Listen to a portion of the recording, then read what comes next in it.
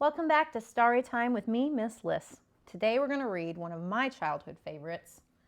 It's called There's No Such Thing as a Dragon by Jack Kent. I have had this book since I was 7 or 8 years old. Billy Bixby was rather surprised when he woke up one morning and found a dragon in his room. It was a small dragon, about the size of a kitten. The dragon wagged its tail happily when Billy patted it on the head. Billy went downstairs to tell his mother. "There's no such thing as a dragon," said Billy's mother, and she said it like she meant it. Billy went back to his room and began to dress. The dragon came close to Billy and wagged its tail, but Billy didn't pat it. If there's no such thing as something, it's silly to pat it on the head. Billy washed his face and hands and went down to breakfast.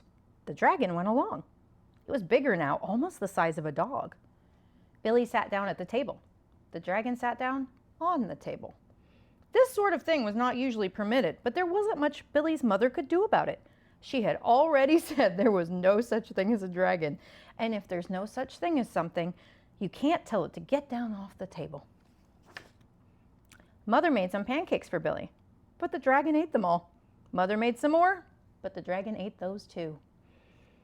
Mother kept making pancakes until she ran out of batter. Billy only got one of them, but he said that's all he really wanted anyway.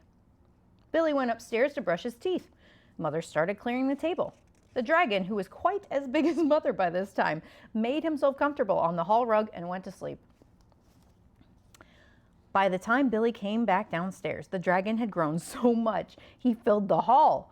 Billy had to go around by way of the living room to get to where his mother was. "I didn't know dragons grew so fast," said Billy. "There's no such thing as a dragon," said Mother firmly.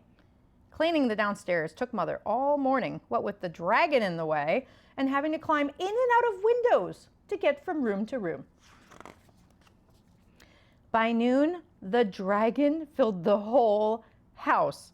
Its head hung out the front door, its tail hung out the back door, and there wasn't a room in the house that didn't have some part of the dragon in it. When the dragon awoke from his nap, he was hungry. A bakery truck went by. The smell of fresh bread was more than the dragon could resist. The dragon ran down the street after the bakery truck. The house went along, of course, like the shell on a snail. The mailman was just coming up the path with some mail for the Bixbys when their house rushed past him and headed down the street. He chased the Bixby's house for a few blocks, but he couldn't catch it.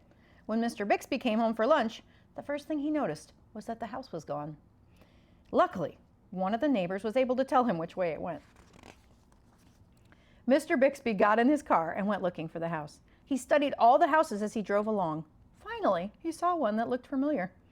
Billy and Mrs. Bixby were waving from an upstairs window. Mr. Bixby climbed over the dragon's head, onto the porch roof, and through the upstairs window. "How did this happen?" Mr. Bixby asked. "It was the dragon," said Billy. "There's no such thing," Mother started to say. "There is a dragon," Billy insisted, "a very big dragon." And Billy patted the dragon on the head. The dragon wagged its tail happily. Then, even faster than it had grown, the dragon started getting smaller. Soon it was kitten-sized again. "I don't mind dragons this size," said Mother. "Why did it have to grow so big?" "I'm not sure," said Billy, "but I think it just wanted to be noticed." The end. Thank you for joining me for this story today. Tell me what was your favorite part of the story or your favorite picture in the comments. Don't forget to like and subscribe. And if you really enjoyed the story today, feel free to look in the description below for a link to buy it for yourself. Bug your parents, get the book. Reading is the best.